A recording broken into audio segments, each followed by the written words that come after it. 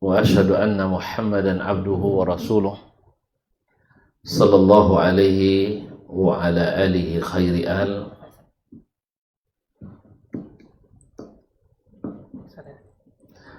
وأصحابه ومن تبعهم بإحسان إلى يوم المآل.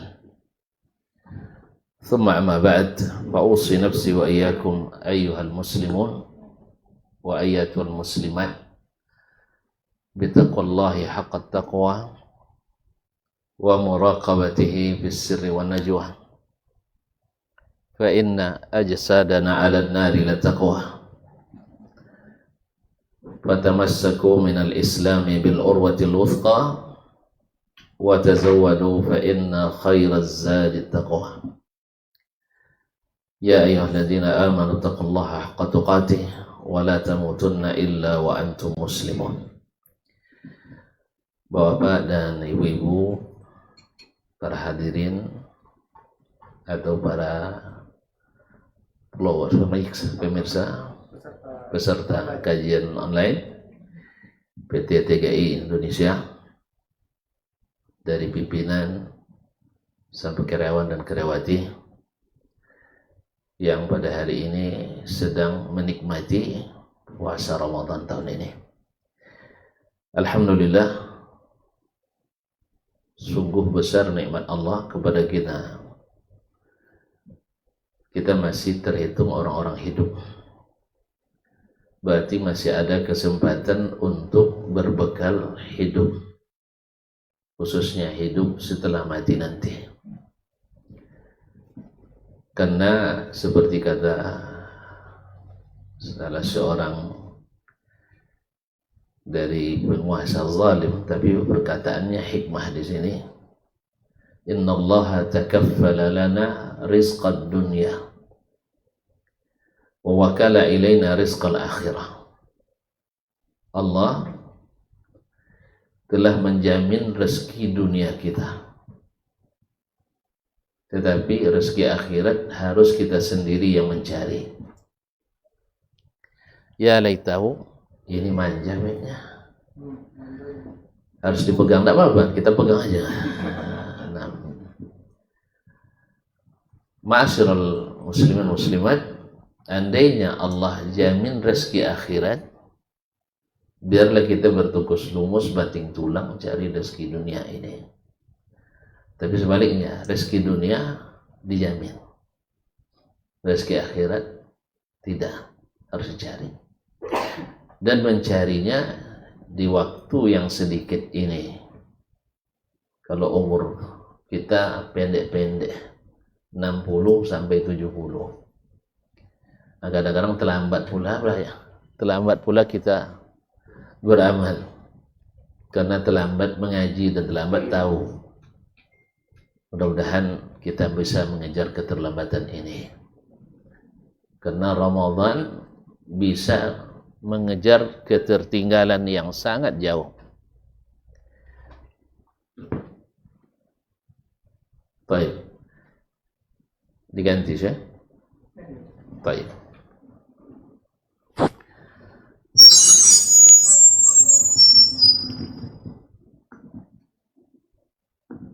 Kalau diganti mic-nya tidak bagus juga, ganti ustadznya.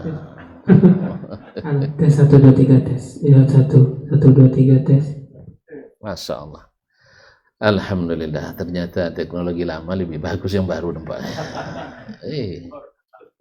Iya, yang lama-lama itu lebih tahan. Alhamdulillah. Cuman ini cukup membebani. Kayaknya ada sesuatu yang direncanakan. Kalau ini berat kan bisa tidak lama-lama. Apalagi siang ini rentan juga mengantuk, apalagi tugas menumpuk. Baik, terima kasih. Sampai di mana tadi? Masa diulang lagi enggak? Bahwa Ramadan bisa membuat kita mengejar ketertinggalan. Barangkali Bapak dan Ibu pernah mendengar tentang kisah yang diriwayatkan oleh Talha bin Ubaidillah, salah satu dari 10 sahabat yang dijamin masuk surga. Beliau menceritakan bahwa datang kepada Nabi dua orang bersaudara sama-sama masuk Islam.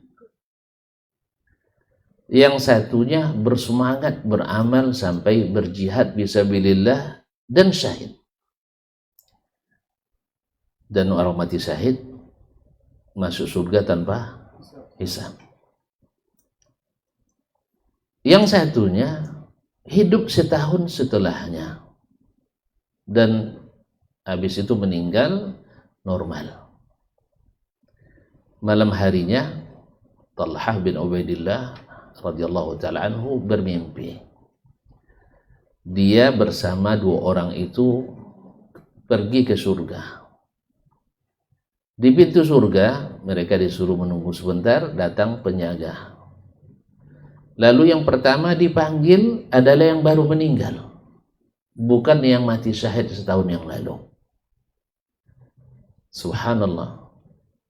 Bukan yang mati syahid dahulu, padahal dia tanpa hisab. Yang kedua, setelah diantarkan yang pertama masuk, datang lagi malaikat penjaga dan memanggil yang mati syahid untuk masuk surga. Terus dia pergi, balik lagi dan datang kepada Talha bin Ubaidillah radhiyallahu anhu. Amma anta farji', kamu pulang dulu.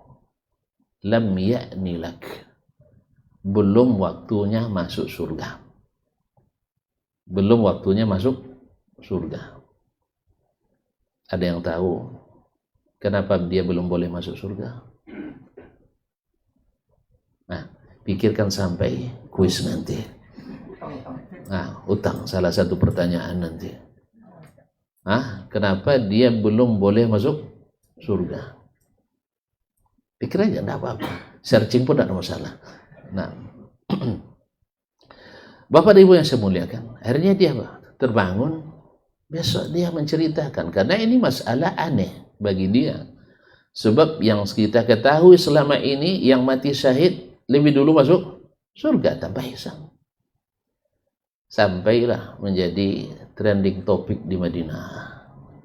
Jadi cerita dari mulut ke mulut sampai ke Nabi alaihissalatu wassalam. Lalu Nabi kata, mimma ta'jabun, kenapa kalian heran? Kenapa kalian heran? Ya karena kenapa dia lebih duluan? Saudaranya yang mati barusan dan mati dalam keadaan normal lebih dulu masuk surga. Kata Nabi alaihissalatu wassalam, tidak perlu heran. Bahkan lama bainahuma bil jannah kama bainal masyriq wal maghrib. Jarak derajat di antara keduanya di surga seperti jarak timur dan barat. Tuan-tuan pernah mengukur enggak jarak timur dan barat? Enggak pernah ya? Pertanyaan kedua. Pertanyaan kedua. Boleh dicari sampai sekarang. Pertanyaan yaitu jarak timur dan barat. Nah, kaum muslimin, para ikhwah semuanya, akhwat dan semuanya rahimanillah wa iyyakum. Jarak antara keduanya di surga, bahwa yang mati setelah yang terakhir lebih tinggi daripada yang mati syahid kemarin. Lalu apa rahasia kata Nabi SAW? Alaysa qad asha ba'dahu sana. Bukankah dia hidup setelahnya setahun? Selama setahun. Wa qad shalla kaza wa kaza. Dan dia sempat sholat begini dan begitu. Pertanyaan ketiga. Berapa kali tuan-tuan dan puan sholat dalam setahun? Belum juga dihitung. Hutang lagi. Jadi ternyata bikin soal itu mudah ya. Yang cari jawaban yang susah. Makanya jadi dosen itu lebih enak daripada jadi mahasiswa. Baik. Nah, berapa kali setahun sholat? Sholat fardu aja, tidak usah sholat yang lain dulu. Fardu saja yang pasti. 5 kali 360. Cepat.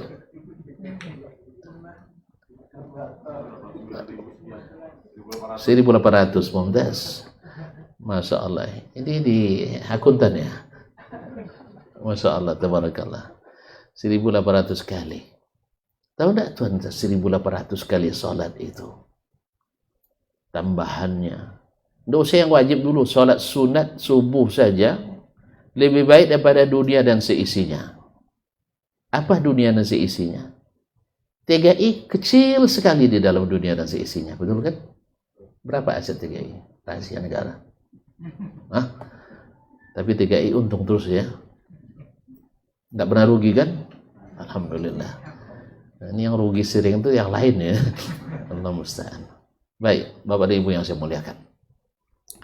Baru salat sunatnya lebih baik daripada dunia dan seisinya. Maka Nabi menghargai salat sunat itu, bahkan ketika musafir pun tak dia tinggalkan. Bagaimana dengan wajibnya? Kemudian waqad, ini stressingnya di sini oleh Nabi alaihi salatu wasallam, penekanannya. Waqad alaysa qad adraka Ramadan.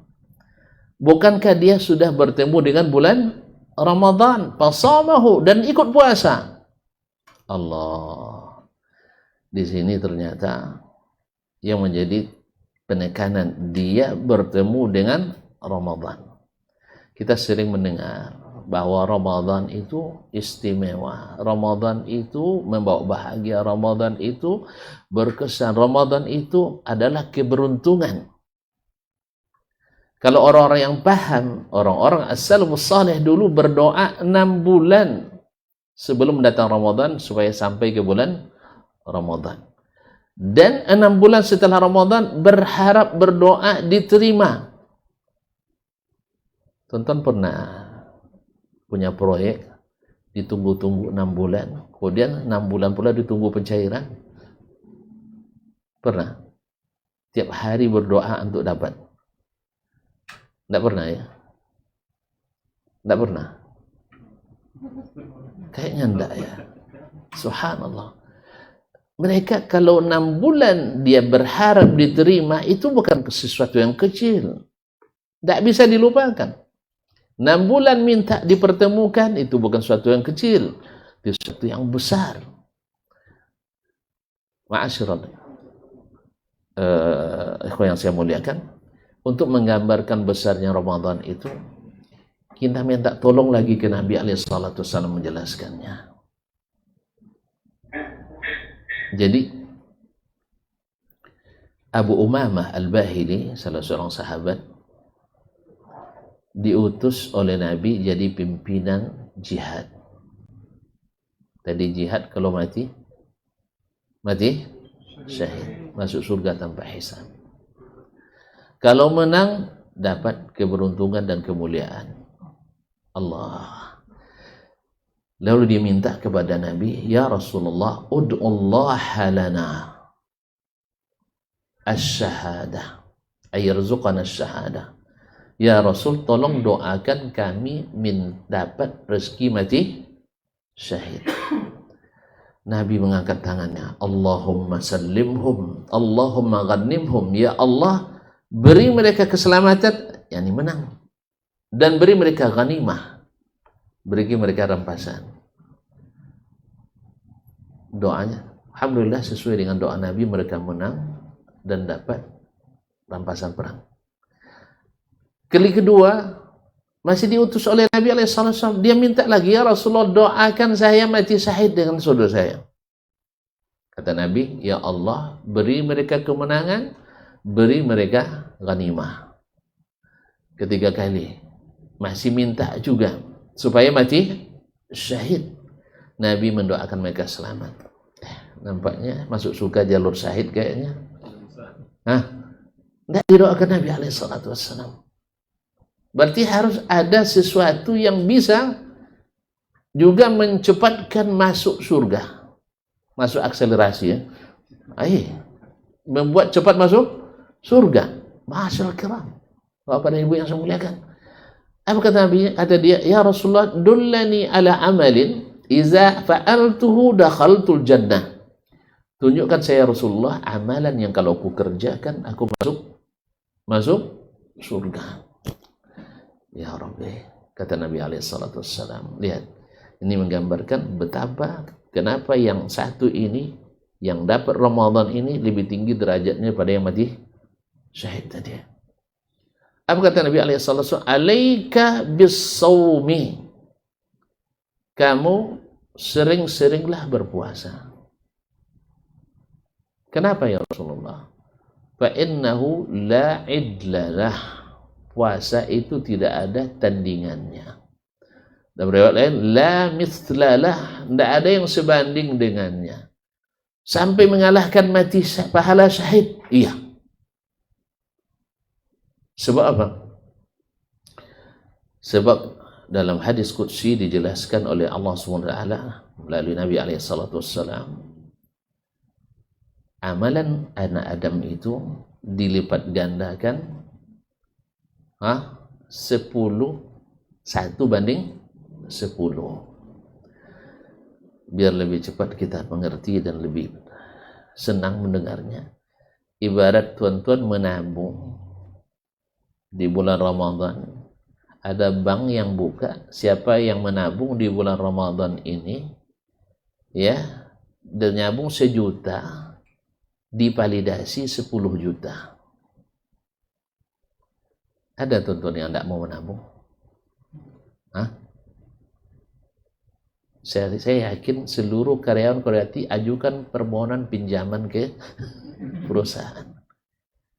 Perusahaan mau dia, karena pasti 10 selesai hari raya kembali uang. Karena itu 10 kali lipat. Sampai ila 700 dhifin, sampai 700 kali lipat. Allah, 700 kali lipat ya. Kita store 1 juta, divalidasinya tertulis saldo akhir 700 juta. Itu baru ukuran biasa. Kata Allah Subhanahu wa taala, illa shauma, kecuali puasa. Fa innahu li, karena puasa itu untukku. Allah mengatakan untukku, bukan Allah butuh dengan puasa kita.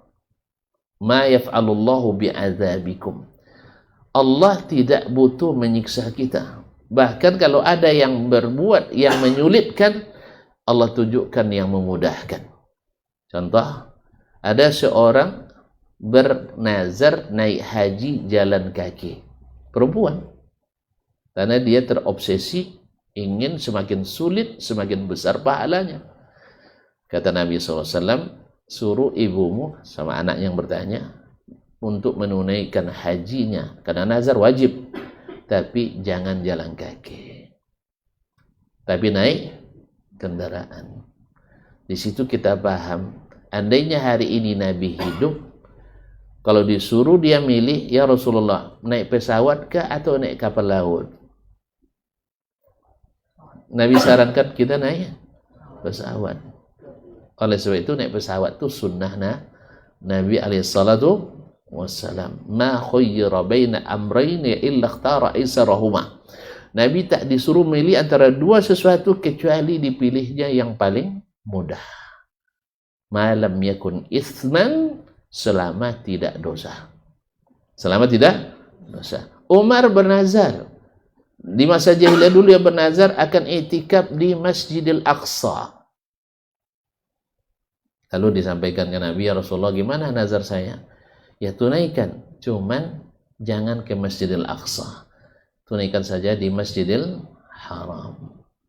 Mana yang mudah? Ke Masjidil Aqsa atau ke Masjidil Haram? Masjidil Haram. Dan mana yang lebih besar pahalanya? Silakan Pak, di depan Pak. Masih kosong depan. Itu jalan kata panitia tadi untuk ada. Masya Allah. Ini ada kuisnya katanya, kalau belakang lambat nanti. Allah, Masya Allah.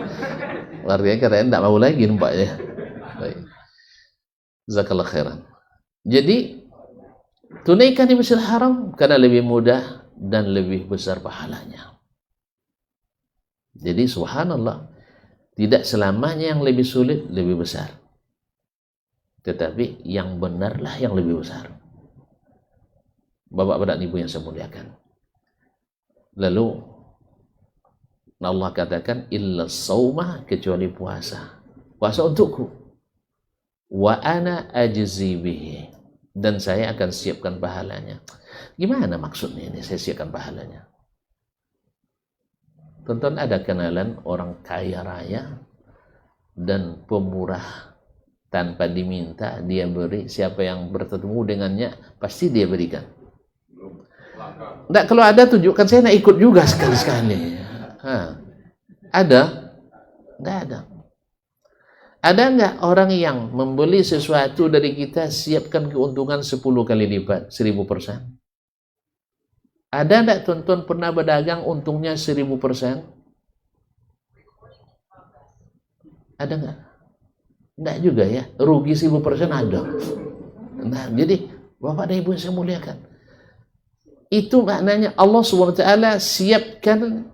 Kalau istilah orang keuangan, cek bukan cek kosong, cek terbuka, open cek. Untuk puasa, saya berikan kalian nih ceknya, isi berapa kalian mau. Tahu enggak tuan-tuan, kekayaan Allah itu, kekayaan Allah itu berkumpul manusia dan jin dari awal sampai jin terakhir, manusia pertama sampai manusia terakhir. Siapa yang tahu manusia pertama? Adam alaihissalam. Manusia terakhir? Pertanyaan ketiga. Saya juga nggak tahu ini. Nah, mau tonton jadi manusia terakhir? Wih, kalau tonton tahu keadaan masa itu, kalian tonton akan mau. Sebab manusia terakhir adalah kafir. Tak datang kiamat kecuali ala syiraril haq. Jadi jangan minta sampai umur, sampai hari kiamat, enggak usah. Baik. Ma'asyarul kiram dirahmati Allah. Di sini kita paham setelah Allah, Nabi jelaskan dalam hadis-hadisnya bahwasanya puasa itu bisa melampaui mati syahid tadi. Oleh sebab itu, siapa yang belum dibuka pintu jihad, misalnya kita kan sekarang di sini tidak ada jihad kan, karena jihad itu harus dengan amir, dengan pemimpin, bukan jihad masing-masing kelompok. Masing kelompok itu jahat namanya. Kalau jihad itu harus ada pemimpin kaum muslimin yang menyuruhkannya. Kecuali ketika negeri kita diserang oleh orang kafir, tanpa izin waliul amri pun wajib kita bela. Misalnya Indonesia dalam keadaan aman, tiba-tiba diserang oleh orang ingin merebutnya, itu kewajiban setiap insan muslim untuk mempertahankannya, kaum muslimin. Nah, puasa ternyata bisa melebihi penghasilan orang mati syahid. Ini sudah sering kita dengar. Kita masuk pada bagian yang kedua, yang harus juga kita dengarkan. Min babis arabtu syarra la li syarri walakin li tawaqqihi wa man lam ya'rif syarra min al khairi yaqa' fihi. Saya mengenali keburukan supaya bukan untuk berbuat itu, tapi supaya menghindarinya.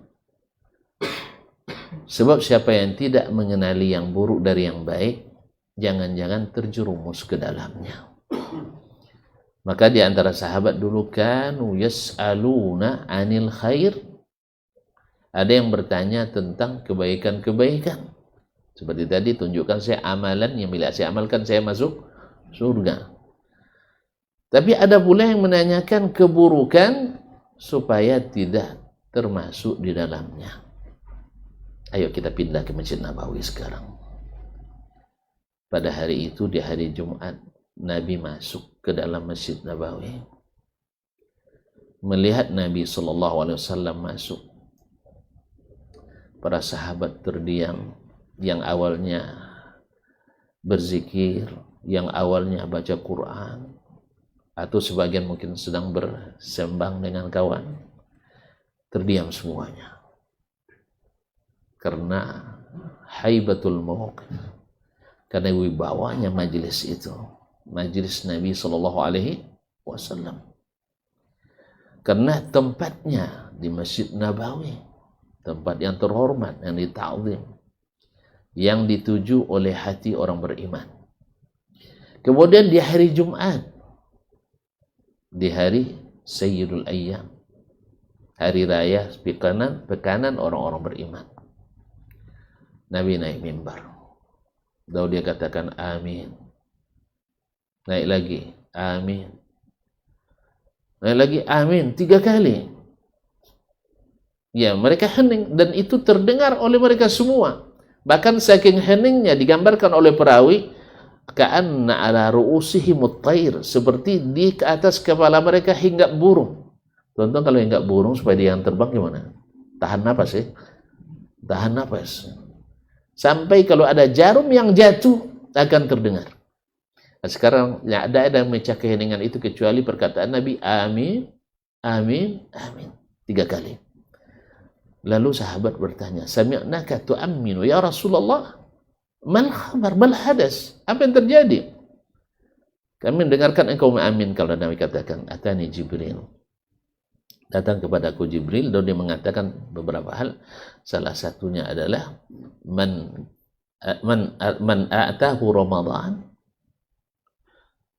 walam raghima anfu man ja'a Ramadan falam yughfarlah. Adalah tersungkur hidung orang. Ini bahasa yang dipakai oleh orang-orang Arab untuk menunjukkan kerugian yang sangat besar, kecelakaan yang sangat besar, yaitu tersungkur hidung seseorang yang datang Ramadan tapi tidak diampuni dosa-dosanya. Allah. Apa makna diampuni dosa kita kaum muslimin? Orang yang diampuni maknanya bersih seperti dilahirkan dari rahim ibunya. Orang yang bersih dari dosa, kalau balik ke akhirat, tempatnya di mana? Hah? Surga. Makanya kalau tonton mati waktu bayi, bersyukur anak kita mati dalam keadaan bayi. Apa sebab? Tidak payah masuk surga. Bahkan beruntung kalau sempat misalnya anak kita masih balita, belum balik, Allah ambil dari kita, bersyukur kita, sebab dia akan tunggu kita nanti di surga. Jangan tidak sabar. Karena hakikatnya itu lebih mudah masuk surga. Apa sebab? Tidak berdosa. Nah sekarang orang yang berpuasa targetnya harus seperti orang yang tidak berdosa sama sekali. Nah sekarang datang kesempatan tadi. Pintu-pintu surga dibuka. Pintu-pintu neraka ditutup. Berapa pintu surga? 8. Ahsan. Pintu neraka 7. Pintu surga besar apa kecil? Berapa besarnya? Pertanyaan ketiga. Nah, berapa jarak? Dan pintunya berapa besarnya? Supaya tuan-tuan tahu bahwasanya teknologi kita belum seberapa. Ya tuan-tuan tentu bertanya, kalau sepanjang itu pintu, saya kasih tahu aja lah sekarang ya. Nah, pintunya kata Nabi, 1 daun pintunya dari Makkah ke Baitul Maqdis, atau dari Baitul Maqdis ke Hajar, atau Hajar ke Mekah.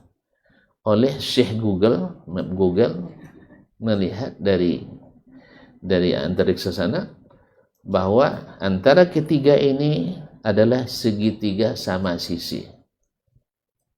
Segitiga sama sisi. Jaraknya hanya lebih kurang 1.200 kilometer. Berapa berat pintunya itu? Mesin mana yang bisa menggerakkannya? Makanya saya katakan teknologi kita belum maju kalau berhadapan dengan Allah Subhanahu wa taala. Sah? Coba tunjukkan. Ada nggak teknologi kita hari ini menjadi keajaiban dunia? Masih kalah sama Fir'aun kita, sama Haman. Sah? Ada teknologi kita sekarang menjadi keajaiban dunia? Tunggu kita mati dulu ya. Tunggu lewat masa ini dulu. Ya Bapak Ibu saya muliakan, pintu surga 1.200 kilometer. Jadi tidak usah risau akan bersempit-sempit masuk. Tapi harus risau tidak boleh masuk. Makanya celaka orang yang masuk Ramadan tapi tak diampuni. Apa pasal? Di sini harus kita tahu. Karena di bulan Ramadan ini banyak penyamun dan pencuri. Banyak penyamun dan pencuri. Betul bahwasanya Nabi mengatakan wasulsilatus syayatin. Syaitan-syaitan itu dibelenggu. Tapi ingat Bapak dan Ibu yang saya muliakan, syaitan minal jin. Syayatin minal jin. Tapi syayatin minal ins, dari kalangan manusia, tidak, masih bebas. Masih bebas. Oh, ada syaitan dari kalangan manusia? Ada syaitan dari kalangan manusia? Tidak ada. Pak Abu Zar kata Nabi SAW, hal ta'awwazta min syayatinil insi wal jin ya Abu Zar? Abu Zar, sudahkah engkau minta perlindungan kepada Allah daripada setan jin dan manusia? Wah, Allah katakan Al-Quran, وَكَذَلِكَ جَعَلْنَا لِكُلِّ نَبِيٍّ عَدُوًّا شَيَاطِينَ الْإِنسِ وَالْجِنِّ يُوحِي بَعْضُهُمْ إِلَى بَعْضٍ زُخْرُفَ الْقَوْلِ غُرُورًا. Demikianlah kami jadikan bagi setiap nabi itu musuh-musuh dari syaitan jin dan syaitan manusia. Masing-masing menghiasi perkataan indah-indah untuk menipu. Makanya pelakon yang paling pantas, yang paling pintar, yang paling hebat adalah syaitan. Ya. Makanya kalau bapak-bapak nak bikin film, ambil krunya dari syaitan, pasti paling hebat. Semakin hebat dia, semakin syaitan. Maka Nabi katakan, ya Abu Dzar, hal ta'awwazta min syayatinil insi wal jin? Sudah kau berlindung dari syaitan jin dan manusia? Kata Abu Dzar, ya Rasulullah, aminal insi syaitan? Ada syaitan di kalangan manusia? Kata Nabi, na'am, hum asyaddu 'alan nasi min syayatinil jin. Mereka lebih berbahaya daripada setan-setan jin, setan manusia. Sampai ada penyair mereka mengatakan, laqad kuntum ra'an min junudi iblis partaqa biyal halu hatta sara iblis jundan min junudi. Yang bisa terjemahkan, ada hadiahnya. Saya ulang, taib. Ini benar-benar nampaknya ya, saya kasih hadiah 6. Taib, laqad kuntum ra'an min junudi iblisa partaqa biyal halu hatta sara iblisu jundan min junudi. Ulang lagi, saya ulang dah. Kayaknya tes hafalan saya nampaknya ini. Laqad kuntum ra'an min junudi iblisa fartaqa biyal halu hatta sara iblisu jundan min junudi. Ketika kamu melihat pasukan iblis,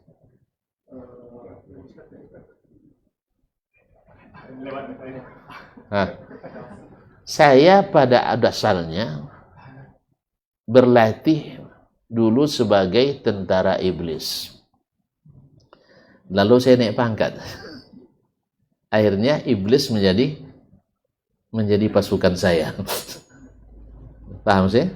Akhirnya dia jadi jenderal, iblis masih jadi pasukannya. Artinya kalah iblis olehnya. Ada bukti? Pertanyaan kelima. Ada bukti. Ketika orang-orang Quraisy rapat di Darun Nadwa semalam menjelang Nabi hijrah, datang iblis menyamar seperti seorang kiai, seorang syekh. Pakaiannya menyamar ikut untuk rapat. Beliau mengatakan seorang syekh datang dari Najd. Nah, iblis ada usulan. Yang lain ada usulan. ternyata usulan yang diterima adalah usulannya Fir'aun hazil ummah. Fir'aunnya umat ini. Tahu siapa orangnya? Pertanyaan ke-6. Nanti kita jawab. Fir'aun hazil ummah. Apa usulannya? Itu yang dipakai dan yang dieksekusi. Ingat dia. Fir'aunnya umat ini. Siapa namanya? Hah? Cari aja sendiri. Nanti ada pertanyaan. Nah. Baik. Apa usulannya? Kita ambil dari setiap kabilah seorang pemuda yang ahli memakai senjata. Pedang, tombak, panah.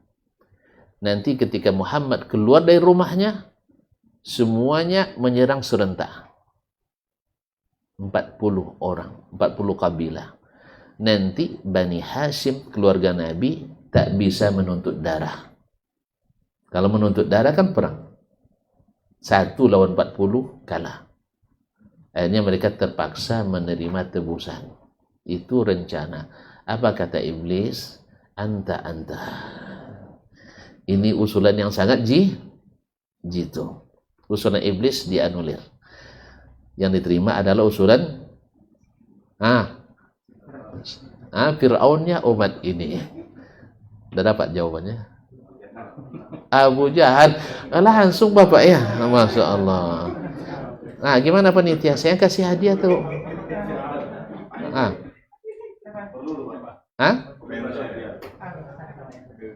Enggak usah. Tahu gratifikasi boleh ya? Enggak masuk ini. Baiklah kaum muslimin dan muslimat dirahmati Allah. Nah, jadi kita harus mengenali pintu-pintu yang membuat rusak dan tidak diterimanya amal kita. Kadang kita tidak sadar itu.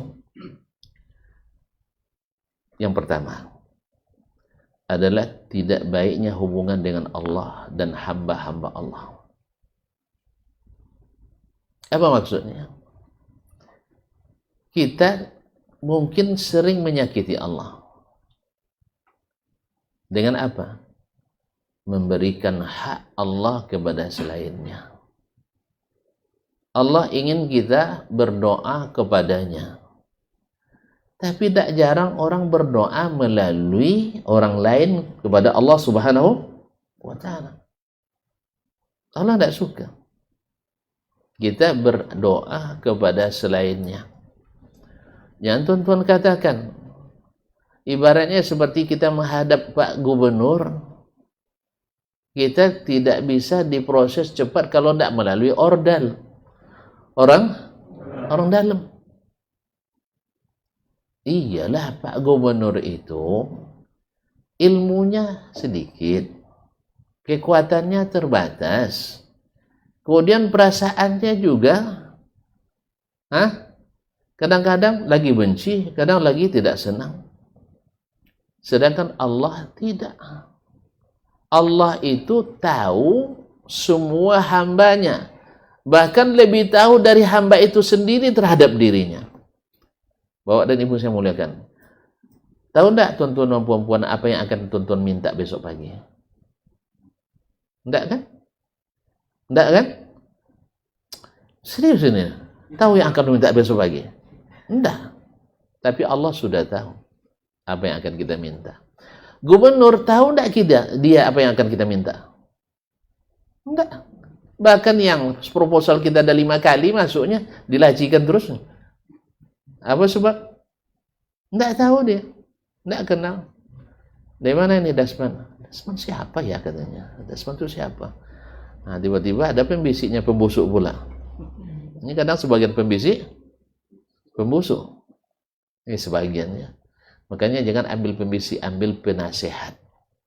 Karena beda penasehat dengan pembisik. Kalau bisik-bisik itu bahasanya rahasia. Rahasia banyak yang tak baik. Sah? Nah. Tapi Allah tidak. Allah ingin kita minta kepadanya. Baca Al-Quran, baca hadis, semuanya menyuruh kita minta langsung kepadanya. Bahkan pendosa besar sekalipun, Allah panggil dengan Qul ya ibadiyalladzina asrafu ala anfusihim la taqnatu min rahmatillah. Katakan, hai hamba-hambaku yang melampaui batas, Allah masih panggil hambaku. Tidak dipanggilnya, hai orang durhaka kepadaku, tidak. Dipanggil orang hambaku. Supaya apa? Karena dia suka kita kembali kepadanya.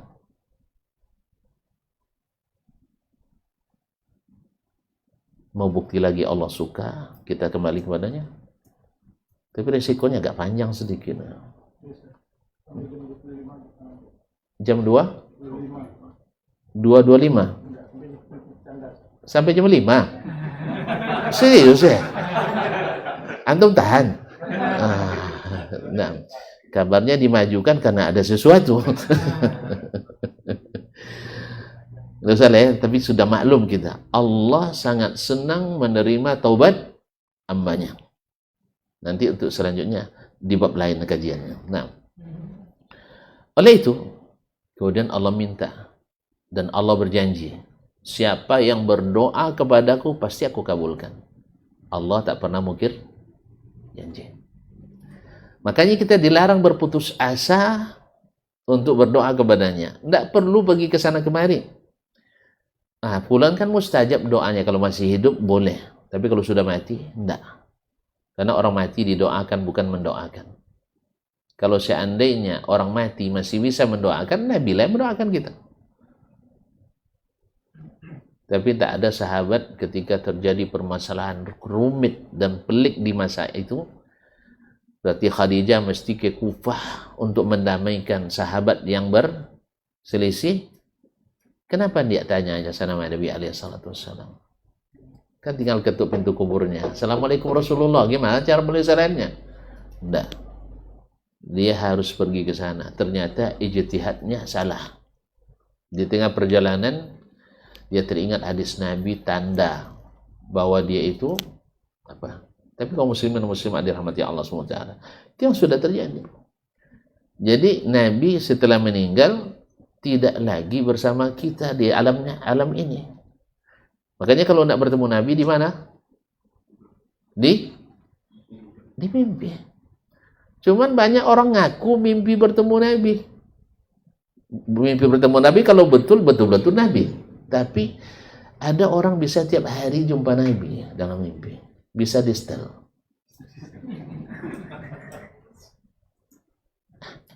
Yang begini, tidak usah untuk meragu lagi bahwa ini ada pendusta.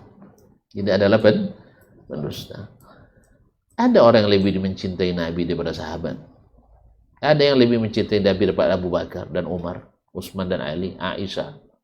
Tidak ada, mereka tiap hari jumpa sama Nabi dalam mimpi. Ini bisa di setel. Kapan mau ketemu, langsung dapat akses lebih daripada orang dalam pula. Baik. Jadi baikkan hubungan kita dengannya. Jangan terpengaruh syubhat dan syahwat. Apalagi di bulan Ramadan. Yang kedua, hubungan dengan hamba-hamba Allah ada pengaruhnya? Iya. Amal kita dalam hadis sahih muttafaq alaih bahwa Nabi Allah Subhanahu wa taala ketika amal kita dilaporkan dalam laporan pekanan Senin dan Kamis, mereka Allah katakan pada malaikat, bagaimana hambaku yang berdua itu masih berselisih? Lalu kata Allah SWT, amhiluhuma hatta yastaliha. Jangan proses laporan amalnya sampai keduanya berbaikan. Oh, ma'asyil kiram, kemarin di bulan Sya'ban sebelum masuk Ramadan, di pertengahan bulan Sya'ban, Allah memperhatikan seluruh hambanya di permukaan bumi. Yang di permukaan bumi. Kalau perut bumi sudah selesai. Makanya kita beruntung masih di permukaan bumi. Karena ampunan itu baru diberikan bagi yang masih hidup. Yang sudah mati itu lain lagi nanti.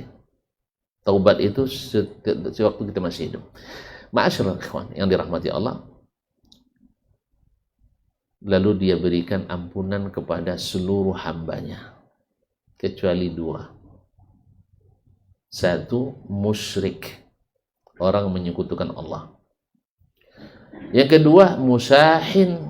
Orang yang panas hubungannya dengan saudaranya. Kalimat syahan itu panas. Maka disebut syahnul jawal memanaskan, mengisi, mencharger HP. Syahan kahruba, yaitu charger. Karena dia mengisi panas, daya panas dalamnya. Jadi orang yang panas hubungan dengan saudaranya, ini tidak dapat.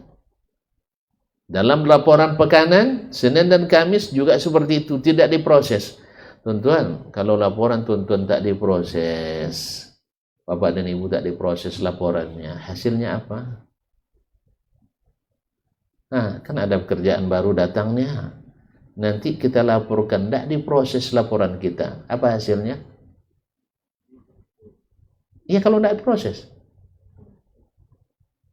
Tuan-tuan tak ada buat laporan pekerjaan. Banyak sama kita. Dulu dosen dikit, sekarang dosen sama juga. Ya, dosen sekarang teruk dibuat oleh Pak Menteri. Nah, kan saya kalau sempat jadi menteri atau di presiden, semua itu saya buang itu. Ya, untuk apa laporan-laporan tidak guna juga, kertas-kertas saja. Yang kalau pendidikan itu bukan di kertas nilainya, di output pendidikan itu sendiri. Anak setelah masuk, awalnya hafal Quran 2 juz, nanti tamat hafal 30. Jangan sebaliknya. Nanti akreditasi unggul, tapi anak masuk 20 juz, pas tamat tinggal 2 juz. Itu tidak ada, walaupun di atas kertas kita akreditasi unggul, tapi kenyataan di lapangan tidak. Anak awalnya tidak tahu mahram dengan bukan mahram. Sekarang setelah belajar tahu mana mahram bukan mahram. Tidak sembarang angkat dia sebelum punya SIM, surat izin mengangkat. Tidak sembarang sentuh sebelum ada SIM, surat izin menyentuh. Sah? Apalagi surat izin membawa. Nah, jadi SIM. Tapi tidak, dulu setelah masa di pondok tahu dia batas-batas itu. Tapi setelah masuk ternyata hilang batas-batas itu kembali. Berarti tidak berprestasi. Hanya di atas kertas. Maka saya mohon kepada Pak Menteri untuk juga menghilangkan yang tidak perlu itu. Laporan dosen cukup sekali sesemester, 1 lembar dah cukup. Seperti biasa. Nah, tapi kalau laporan TGI, iya. Nah, karena detail. Masa? Karena setiap apa itemnya berkaitan dengan PT. Sahih? Nah, itu memang harus Pak. Serius. Makanya ketika Mas minta, Ustaz bisa pakai InFocus katanya. Saya bilang enggak. Sebab kalau ke InFocus, tuan-tuan ke layar, enggak ke saya nengok. Sudah sering saya coba dulu di tempat lain. Ya. Saya isi seminar pakai InFocus, orang enggak fokus ke saya, fokus ke animasinya. Nah, senyum-senyum, awak harap senyumnya ke kita, rupanya senyumnya ke layar. Karena kalau kajian enggak perlu InFocus. Baik. Jadi mohon maaf kalau saya tidak buat slide-nya. Ya. Di samping sibuk juga sebenarnya. Sebenarnya kalau saya nak buat slide, mudah sekali copy paste. Sah? Nanti ceramahnya terserah saya. Iya kan? Akhirnya juga tidak nyambung kaji dengan dari situ katanya. Makanya ketika Pak Presiden datang dulu ke Kampar, saya minta jadi khatib Jumatnya, ditelepon sama apa namanya staf. Nah, presidennya pas pampresnya bukan pampres protokoler telepon, Bapak Khatib, iya bisa minta konsepnya. Saya bilang saya tidak pandai khutbah pakai konsep. Kalau pakai konsep nanti diterbangkan kipas nanti hilang. Sah? Oh tidak bisa Pak. Kalau tidak bisa tidak masalah, cari khatib lain. Cari khatib lain. Alhamdulillah. Oh, tidak bisa dong. Kalau tidak bisa, terima saya apa adanya. Tapi dengan catatan, Pak, saya akan rekam, Bapak silakan rekam, saya bertanggung jawab dengan setiap huruf yang saya katakan. Siap salah. Nah, siap salah. Karena kan dicarikan yang salah, kan yang benar lah, tidak pedulikan orang. Yang cari salahnya, siap salah, dia bilang. Alhamdulillah sampai hari ini nggak ada. Sudah berlalu sejak tahun 2000 berapa Pak Jokowi sini dulu?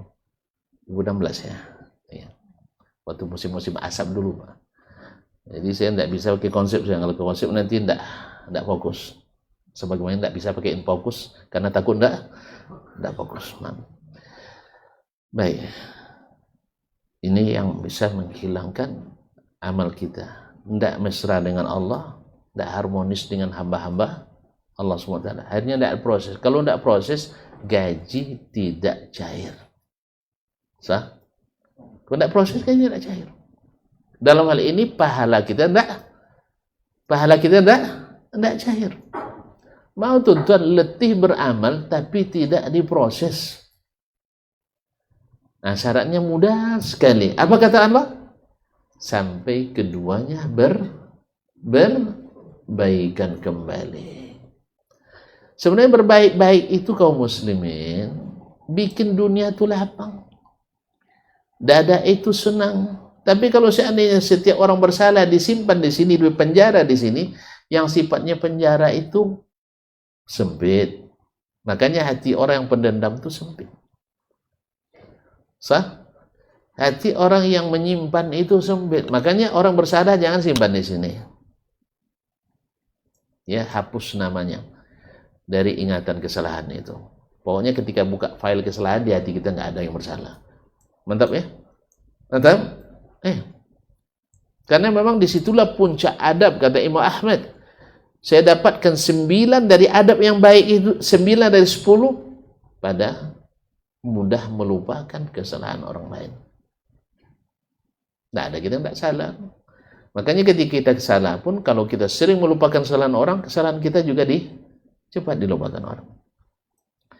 Baik, di antara penyamun dan pencuri di bulan Ramadan ini adalah riya yang sangat tersembunyi. Ya, riya, kita beramal bukan lillah. Padahal mohon maaf, tidak ada manfaatnya dari riya sedikit pun. Tidak ada manfaatnya. Justru ikhlaslah yang bermanfaat, sebab yang menggerakkan hati kita Allah Subhanahu wa taala. Yang menggerakkan hati kita adalah Allah Subhanahu wa taala. Yang membuat kita dicintai orang Allah. Maka ingat, riya itu menghapus amal kita, membuat kita juga rugi. Ma'asyarul kiram dirahmati Allah. Yang ketiga adalah bersih-bersih hati tadi, kembali ke hati juga dari sifat hasad, dengki, dari sifat ujub, sombong, takabur. Sebab kata Nabi SAW itu adalah al-haliqah, yang mencukur. La tahlikus sya'ar, bukan mencukur rambut, walakin tahliqul amal, tapi mencukur amal. Makanya orang-orang yang hasad tidak mungkin beriman. Orang yang beriman tidak diterima puasanya. Karena syarat diterima puasa, man sama ramadhana imanan. Nabi katakan, la yajtami'u fil jasadi imanun wa hasad. Tidak mungkin terkumpul dalam jasad seseorang iman dan sifat hasad. Apabila hasad ada, iman hilang. Apabila iman menang, hasad harus terhapus. Karena kita orang hasad ini protes terhadap takdir Allah. Orang yang bahagia dia sempit hatinya. Sampai-sampai ada lomba kontes hasad sedunia. Ya, pernah dengar ceritanya? Mau dengar juga? Tidak usah ya? Ada 3 orang ahli hasad dunia bertanding. Yang satu bilang, saya yang paling hasad. Gimana hasadmu? Saya ma tamannaitu an af'ala bi ahadin khairan qat. Saya tak pernah berniat berbuat baik pada orang lain. Berniat buat baik aja tak mau dia, saking hasadnya. Lalu yang berdua ketawa, cekikan. Anta ahsanu ahli dunya. Kamu masih manusia terbaik. Terus dia bilang, kalau kalian seperti apa hasadnya? Yang kedua ngomong, ma tamannaitu ayaf'ala ahadun bi ahadin khairan qat. Saya tak pernah ingin ada orang berbuat baik pada orang lain. Ya, bukan dia sekarang. Yang tadi dia kan. Yang orang lain dibuat orang lain juga cemburu dia. Sakit hatinya. Oh, yang ketiga ngomong, antuma ahsanu ala dunia. Kalian berdua masih lebih hebat. Ya, terbaik di dunia. Belum terhitung hasad. Kamu gimana? Ma tamannaitu af'ala ahadun bi khairan qat. Saya tak pernah berkeinginan orang berbuat baik kepada saya. Orang berbuat baik kepadanya, tidak mau juga dia. Apa sebab? Cemburu terhadap pahala yang dia dapat. Subhanallah. Orang nak hadiahkan mobil ke dia, tidak suka juga dia. Orang nak ngajak dia makan, tidak suka dia. Orang nak berlemah lembut kepadanya, tidak suka dia. Ini luar biasa. Ma'asyiral kiram. Yang keempat atau yang kelima, bahwa yang merusak dan menghapus amal kita itu adalah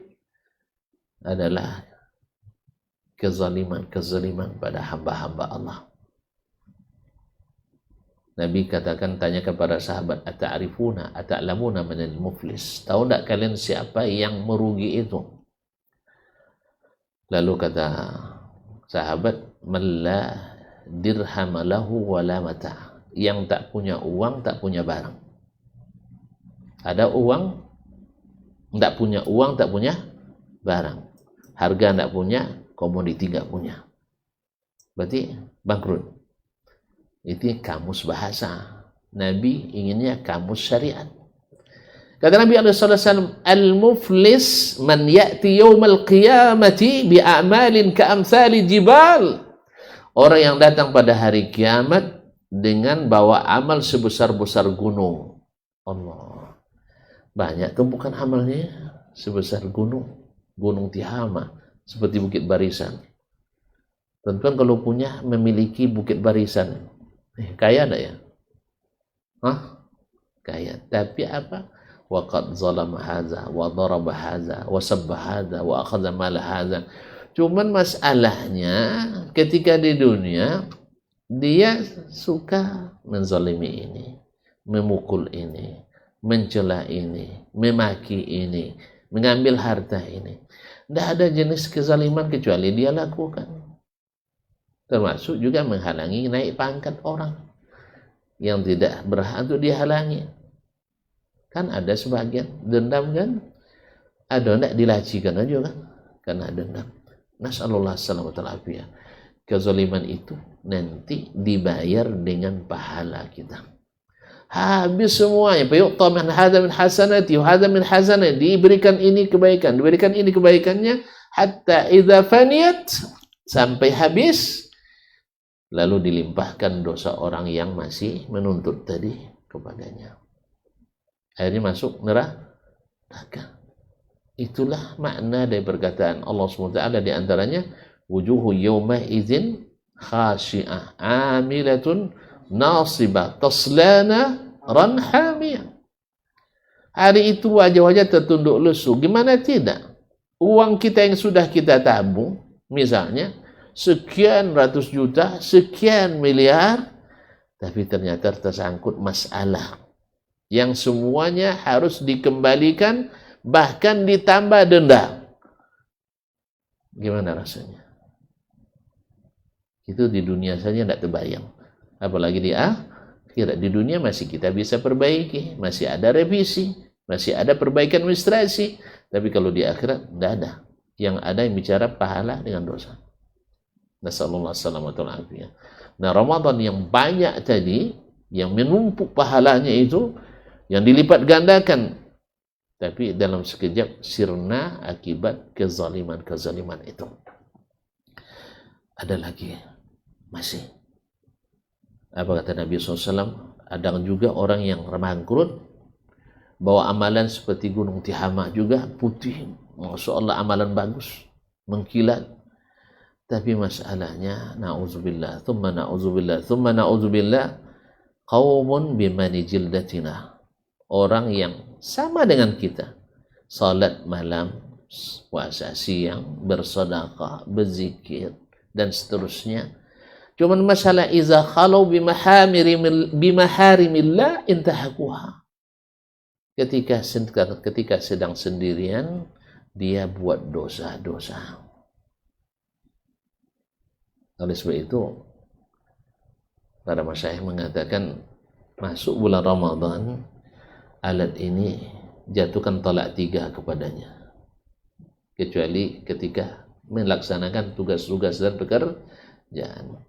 Di luar tugas, ini ditolak 3. Di rumah masih bertugas. Kan hanya telepon ya. Hidupkan nada derengnya. Jangan dibuka-buka. Karena apa? Para syaitan manusia banyak menyiapkan program-program Ramadan yang menghabiskan waktu kita. Kadang-kadang siapa yang membolehkan kita menonton drama-drama Ramadan yang notabene banyak yang buka aurat di dalamnya? Awak kalau terlalu sering nengok yang cantik-cantik, tidak cantik lagi istri weh. Hah? Itu makanya sejak nonton film Mondia lah coba bawa nampak kau ni. Iyalah pada Mondia dia tengok. Iya. Oh, terjemahkan. Nah. Karena sering nengok yang cantik-cantik tentu buruk istri kita. Yang kedua, di drama itu kan pakai skenario. Kalau tidak betul cut kan ya? Sehingga mantap, asal pulang disambut depan pintu. Mau pergi diantar sampai hilang apa bayangannya. Di keseharian ada seperti itu. Itu masalahnya. Pas pulang dia belum pulang kerja. Pas kita pergi dia lebih duluan pergi. Pas nak makan sering makan sendiri. Akhirnya terpaksa ngajak bini orang makan kadang. Sah? Nah makanya jangan nonton film lah. Hiduplah dengan yang nyata-nyata saja. Sehingga kita belajar bersabar. Sah? Dia pergi duluan kerja karena kita yang izinkan dia bekerja. Coba jangan diizinkan dia bekerja. Tapi dengan catatan jangan sembarang tidak izin. Kita harus memberi kepadanya kalau bisa dua kali lipat dari gajinya. Maka bukakan dompet terbuka. Ya, kebijakan ekonomi rumah tangga yang paling bagus saya temukan. Tapi boleh beda pendapat di sini ya. Ya, isi dompet. Ya, silakan dia mengambil berapa dia mau.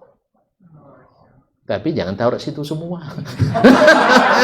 Itu rahasia, jangan taruh situ semua. Pak ya nanti ngemis lagi kita kan. Nggak juga proposal. Biasanya kalau sampai ke bendahara itu cairnya lambat. Sah? Kalau Dr. Helmi mengilustrasikan anggaran ini seperti Salemo. Naiknya cepat, turunnya tersendat-sendat. Karena tersumbat hidung kan. Nah, jadi itu. Jadi Bapak dan Ibu yang saya muliakan, jangan melihat hal-hal yang itu semuanya mencuri amal kita. Apa sebab kata Nabi? Faja'alallahu haba'an mansura. Yang sebesar gunung tadi diterbangkan seperti, dilenyapkan seperti debu diterbangkan angin. Nah Ramadan, jangan biarkan para penyamun dan para pencuri itu mencuri amal kita. Bapak dan Ibu yang saya muliakan, dan jangan lupa bahwa taubat itu memang dibagi. Tapi Allah sangat senang kalau kita meminta. Apa buktinya? Dalam hadis Nabi disebutkan, laula annakum tuznibun, kalau bukan kalian berdosa, fatastaghfirun dan istighfar, la zahaballahu bikum. Allah akan buat, kalau akan matikan kalian semua.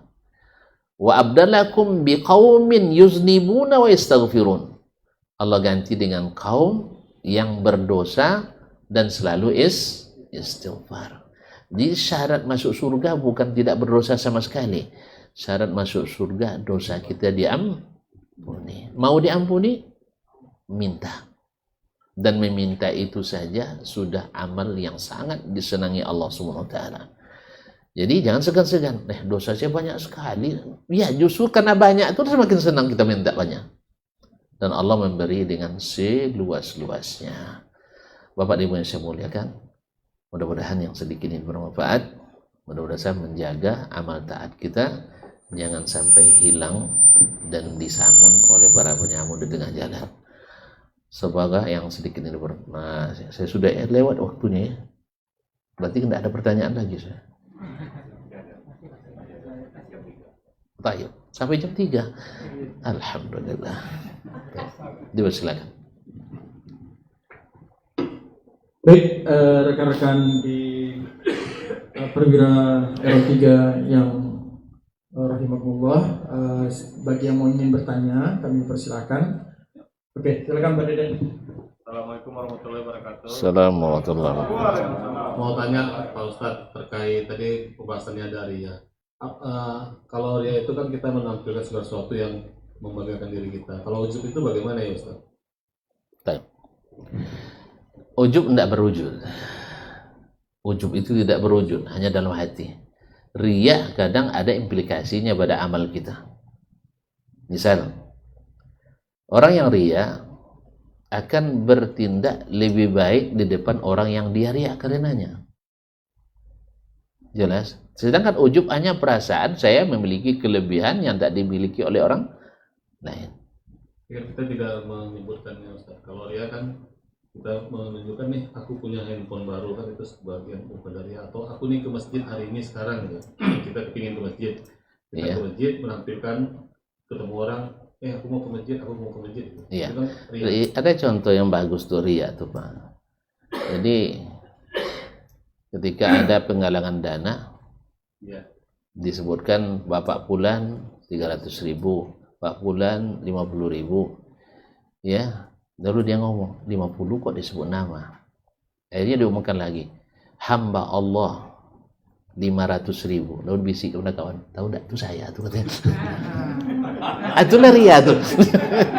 Hamba Allah, cuman hatinya tidak nyaman kecuali menyebutkan orang. Itulah riya. Kalau ujubnya Ujub itu hanya bangga dalam hati, menyebutkan kita takabur, merasa lebih dari semua orang. Ujungnya apa? Kadang berujung pada ucapan yang meninggi atau menolak kebenaran. Jadi awalnya berawal dari ujub. Ujub dari kalimat ajiba ya'jabu, merasa kagum. Jadi takjub kepada diri sendiri. Sehingga implikasinya banyak, bisa merendahkan orang, bisa menolak kebenaran akibat daripada ujub tadi. Wallahu a'lam. Jadi kalau riya berimbas pada amalan tadi. Artinya ketika sendiri amalannya cepat-cepat, pas ketika depan orang, Masya Allah luar biasa. Sebenarnya begini tuh Bang. Bapak kalau merasa diawasi Allah, Bapak bagus amalannya, sah, pemakninanya bagus. Sekarang berpindah kepada merasa dilihat oleh selain Allah. Itulah. Awalnya kalau gitu kita gunakan lillah, ikhlas. Tapi kita pindahkan kepada ghairullah, riya. Jelas Pak? Alhamdulillah. Barakallahu fikum. Izin bertanya Pak. Bismillahirrahmanirrahim. Assalamualaikum warahmatullahi wabarakatuh. Waalaikumsalam warahmatullahi wabarakatuh. Izin bertanya Pak Ustadz ya. Ini berkaitan juga dengan penghapus amalan kita. Ini berkaitan dengan ghibah Pak Ustadz. Jadi ada saya dapat juga mungkin kajian dosa ghibah ini lebih berat daripada zina. Kemudian ada juga kisah menceritakan bahwasanya orang yang menggibah itu waktu zaman Nabi itu disuruh memuntahkan darah, saking beratnya begitu Pak Ustadz ya, perbuatan itu darah yang harus dimuntahkan dari mulutnya. Nah kemudian juga mungkin di sini yang menjadi pertanyaannya itu ada salah satu mempertegas lagi definisi ghibah itu. Nah contohnya begini Pak Ustadz ya, mungkin di dalam ghibah itu kan contohnya kayak di sekolah anak saya gitu kan, jam 10 rupanya gurunya itu kasih tahu tugas besok ujian. Nah kita menceritakan gitu kan, cakap gitu kan, gurunya asal-asalan aja masa iya informasinya mendadak. Apakah itu juga termasuk? Kemudian juga di dalam pekerjaan kita, dan malahan kadang-kadang itu ada grup ghibah gitu loh Ustaz. Saking ininya lah dalam tanda kutip gitu ya. Jadi minta tolong penjelasan lagi Pak Ustaz, mungkin dari surat Al-Hujurat ayat 12. Dan kadang-kadang kita menyadari juga, itulah salah satu contoh begitu ya, mungkin di dalam kehidupan kita itu udah mengalir aja, menceritakan maaf bos kita, teman kita begitu. Apakah itu juga termasuk ghibah yang dosanya itu lebih besar daripada zina? Jadi mohon pencerahannya Pak Ustaz. Terima kasih. Wassalamualaikum warahmatullahi wabarakatuh. Barakallahu fikum. Nah, adapun bahwa ghibah lebih besar daripada zina, saya tidak tahu dalilnya. Yang ada biasanya ada riba lebih besar daripada zina. Kalau riba, nah, Allah mengatakan, yang menggambarkan seperti orang yang memakan daging yang sudah busuk, daging saudaranya yang sudah jadi bangkai. Ayuhibbu ahadukum ayyakula lahma akhihi maitan fakarihtumuh. Yang segar aja tidak berani kita makan, apalagi yang sudah jadi bangkai. Dan dia masuk dalam hadis tadi, orang yang bangkrut tadi, termasuk dia meribah orang lain, akhirnya diambilkan pahala, dia diberikan pada orang yang dia ribah tadi. Kenapa ribah itu? Kenapa ribah termasuk kezaliman? Karena dengan ribah antum menyebutkan keburukan orang. Kalau diribahkan di depan penguasa, awalnya mungkin dia dapat sesuatu, jabatan dan sebagainya, gara-gara ribah tadi tidak dapat. Kalau diribah di depan misalnya guru, awalnya dia akan diberikan apresiasi, tapi gara-gara ribah tidak dapat. Bahkan awalnya orang menyenangi kita, senang dengan kita, tapi setelah diribah berubah jadi benci. Makanya riba itu awal daripada namimah, adu domba. Awal daripada adu domba. Dan sayangnya riba ini menurut para ahli, hasil survei menunjukkan lebih dari 90% umat Islam yang meribah, tanpa kecuali majelis-majelis orang-orang saleh. Kan kata Nabi tadi, mereka sholat malam, sah, mereka berpuasa, mereka berzikir, mereka bersedekah. Cuman masalahnya lidahnya tak bisa ditahan. Oleh sebab itu, kalau tuan-tuan tahu kelemahan kita bila bersama orang, suka menceritakan orang, di bulan Ramadan ini hindari dulu orang. Ya. Tidak ada tempat kecuali ada orang di situ saja. Masa di kamar antum tidak ada juga orang, darah. Atau di masjid. Sering di masjid. Kalau seandainya biasa mulut kita bercerita pasti riba, maka ambil Al-Quran, sehingga tidak lagi menceritakan tadi. Nah, apa definisi riba? Riba kata Nabi SAW, zikruka akhaka bima yakrah. Ini definisi yang paling bagus dari Nabi SAW. Menyebut sesuatu tentang saudaramu yang dia tidak sukai. Sesuatu yang tidak dia sukai, itu riba. Apapun yang tidak dia sukai lalu kita sebutkan. Misalnya imam sholat tarawih misalnya terlalu panjang, hapus, tidak pandai jadi imam. Nah, suka tidak dia dibilang tidak pandai jadi imam? Kalau sempat tuh katakan depan dia, bapak jalan jadi imam katanya. Sah? Ada seorang jemaah menggerutu karena khatibnya dapat amplop. Dikasih berapa? 300.000 sekali khutbah. Masa 15 menit 300.000 katanya. Enak sekali kan, cuma baca buku katanya kan. Kan pakai konsep pula khatibnya kan. Ada dengar oleh imamnya, Pak, kalau begitu pekan depan saya harap bapak jadi khatib. Saya kasih 500.000. Saya siapkan buku khutbahnya. Oh, tidak bisa dosanya. Tidak bisa. Kenapa tidak bisa? Kan mudah kata bapak. Nah, saya tidak biasa kan ya. Jadi untuk jadi khatib itu jangan lihat dia di atas itu saja katanya. Lihat dulu di waktu dia belajar, sering nggak tidur malam, sah? Sering tidak. Coba kalau tidak belajar di pondok, bisa jadi khatibnya? Hah? Bisa? Bahwa hari ini masuk gas sekian. Tidak mungkin itu dibilang. Tentu harus belajar ilmu. Dan tonton tahu sendiri, yang pernah di pondok tahu dia. Kan banyak yang tidak tahan di pondok kan, pada pergi semuanya kan. Nah, jadi yang termasuk seperti ini, kalau disebutkan di depan dia tidak suka, berarti itu telah menghibah. Lalu sahabat bertanya, ya Rasulullah, kana fi akhi ma azkur. Bagaimana kalau seandainya yang saya sebut itu benar-benar ada padanya? Kata Nabi, in kana fihi ma qulta faqad iqtabta. Kalau seperti itu adanya benar dia punya aib itu, maka kau telah berghibah. Tapi wa in lam yakun fihi ma qulta, kalau seandainya yang kau katakan itu tidak ada, faqad bahatta, kamu sedang memfitnah, bikin kebohongan. Lebih berat lagi. Ya. Dari sekedar ghibah lebih berat lagi bohong. Wallahu musta'an.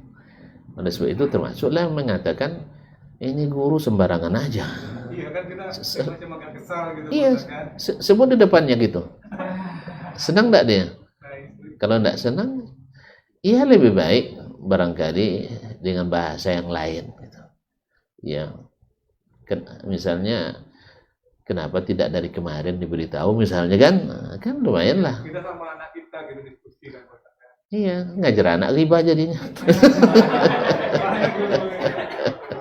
Akhirnya terbangun di pikiran anak, ini guru nggak beres. Nah, itu. Kita hati-hati dalam, mohon maaf, berapa banyak yang tidak kita ajarkan tapi tertanamkan. Dalam pendidikan, kita tidak ngajar-ngajar, tapi tertanam.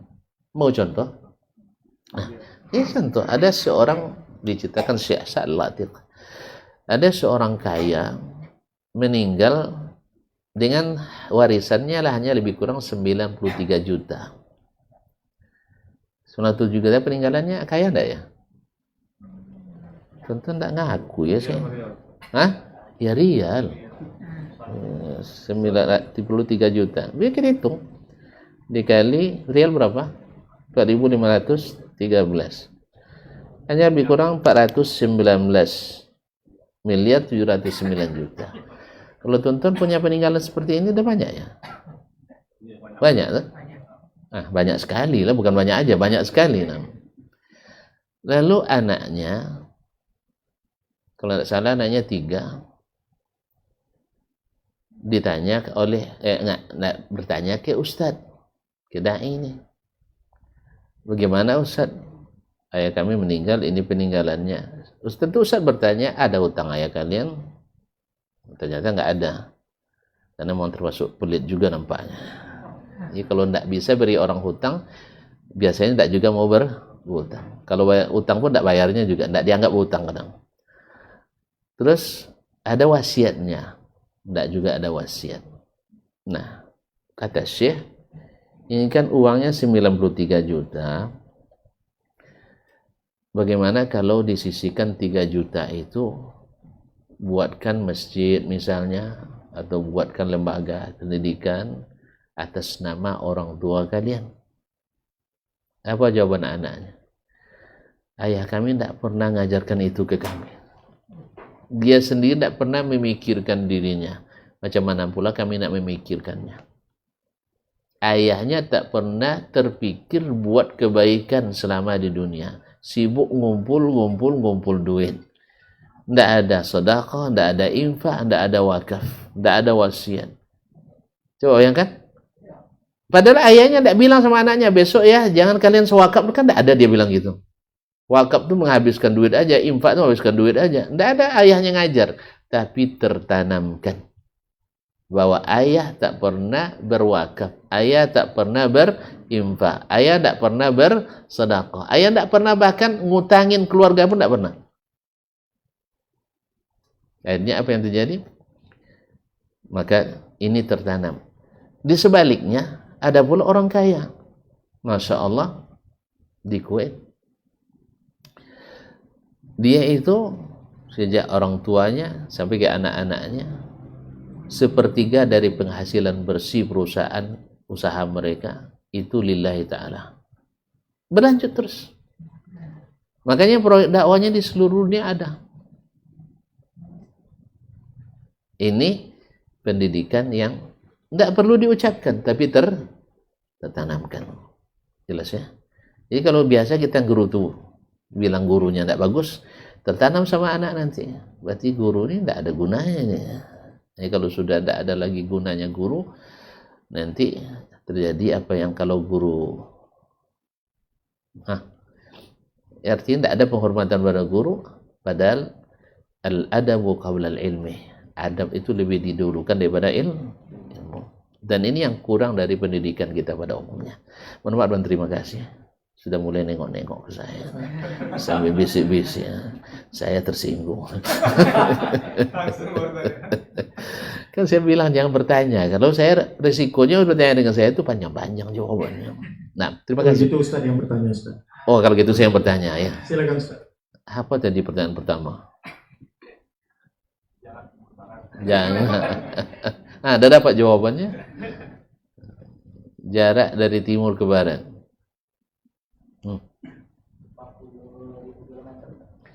40.000 kilometer. Dari mana hasilnya itu ya?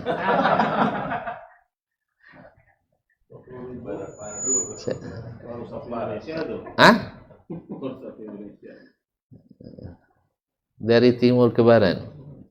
Saya hanya mengatakan 12 jam perjalanan matahari.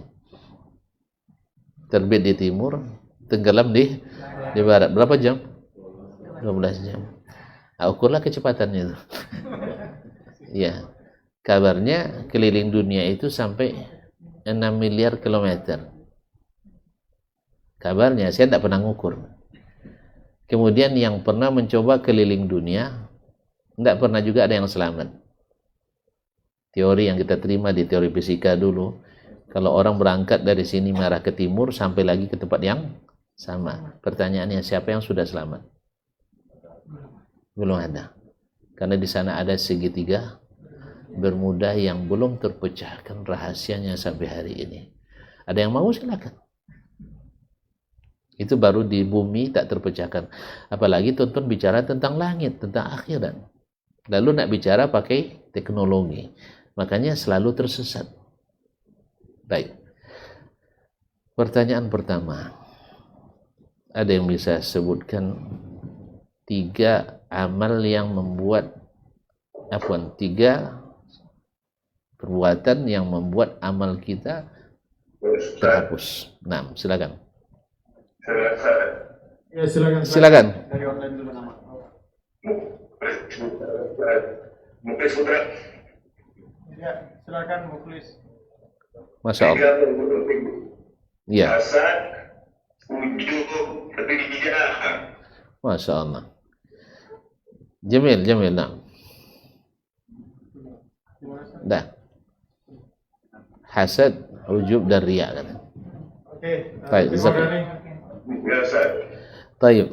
Pertanyaan kedua. Dalam hadis disebutkan bahwa puasa itu diterima dengan 2 syarat.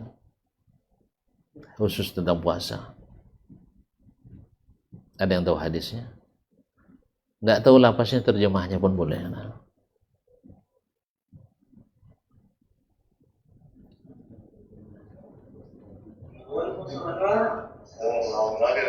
Ya, silakan.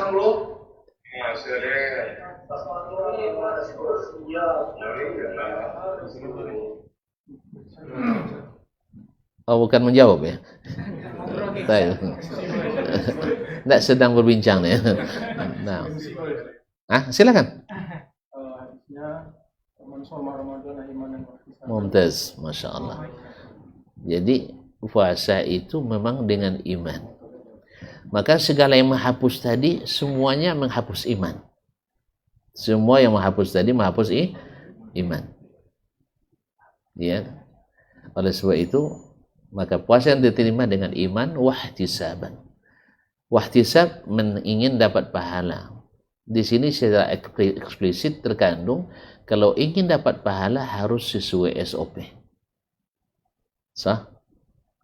Tuan-tuan, sehebat apapun pekerjaan tapi di luar SOP tidak cair dana. Sahih apa salah saya? Benar kan? Walaupun SK-nya ada, tapi tidak sesuai SOP. Walaupun hasilnya nanti bagus, tapi SOP tidak cair dana. Ada contoh, seorang rektor bangun asrama, harusnya speknya 3 lantai. Tapi karena dia pandai berhemat, efisiensi, dengan mutu yang sama, bangun 4 lantai. Lama prosesnya, tidak diterima laporan. Padahal mana yang lebih bagus? 4 lantai atau 3 lantai? 4. So, dengan dana yang sama, volume yang sama, spek yang sama. Cuma dia bisa berhemat, akhirnya laporannya tidak diterima. Apa sebab? Tidak sesuai speknya. Demikian juga beragama ini. Kalau ingin dapat upah dari Allah, ikuti aturan main yang telah Allah turunkan. Juknis dan juklaknya. Dan kita sudah paham semua itu kan? Baik, terima kasih. Ada lagi? Dua lagi Ustaz, dua pertanyaan lagi. Oh, dua pertanyaan. Hah? Dua aja. Dua ini. Ada vouchernya Ustaz. Baik. Untuk yang ini ya, yang hadir di ruang ini ya. Nah, tadi dalam hadis naik mimbar, Nabi mengaminkan bahwa merugi besar seseorang. Sebutkan siapa orangnya, salah satunya aja yang saya sebutkan tadi. Orang yang berpuasa tetapi tidak mencapai target. ya, Apa targetnya? targetnya Target puasa. Masuk surga. tidak mengampuni, tidak terima amalnya, tidak diampuni dosa. Tidak diampuni dosanya. Kenapa diampuni dosa? Karena syarat masuk surga, dosa diampuni. Dosa diampuni. Apalagi kalau semuanya langsung diampuni, masuk surga tanpa hisab. Tahu ada tuan faedahnya. Pertanyaan keempat, berapa lama kita di padang mahsyar? Biar tahu beratnya, berapa lama padang mahsyar itu.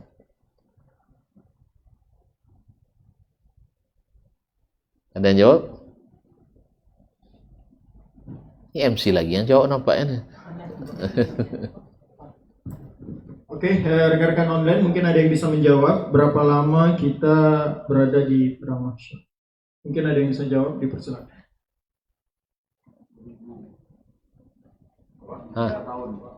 Ahsanta, 50.000 tahun. Antum mau selama 50.000 tahun atau mau sebentar di situ? Maka upayakan masuk surga tanpa hisab.